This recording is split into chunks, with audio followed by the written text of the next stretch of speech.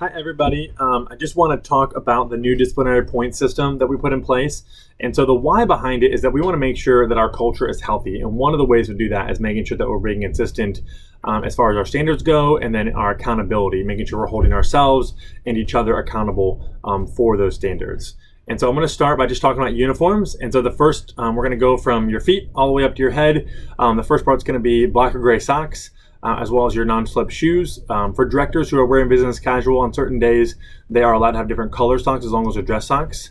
From there, we're going to go obviously your pants, either your chef coat or your polo, your belt, your Chick-fil-A belt, and then your name tag. If you need a new name tag, you've lost yours, you can pay $5 to get a new one. If you need a new cup as well, you can pay $5 to get a new cup from Shelby.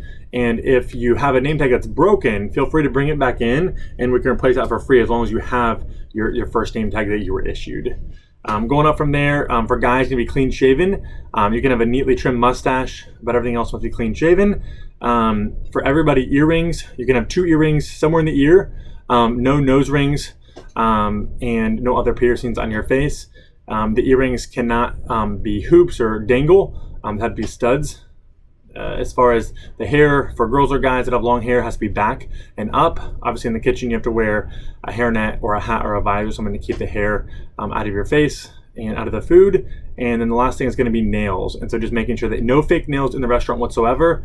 And then any colored nails up front just have to be like a neutral color. So no bright neon colors and no like black or metallic colors.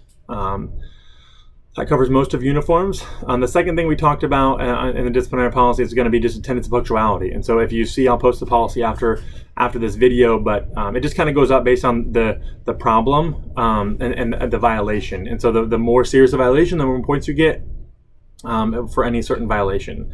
So ask if you have any questions about that. And then the last part talks about the just attitude and behavior. And so that can be towards a guest, obviously that's not acceptable, or towards team members or leaders in the restaurant, and that's not acceptable either, and you'll see the points for those. The way the point system works as a whole is that 8 points would mean that you would be terminated, your employment here would be terminated. And what we're doing is every 6 months, we are going to reset your points. And so every July 1st and January 1st, you will have a reset to your points. We will keep a record of them for our purposes, but they will not accumulate past those dates.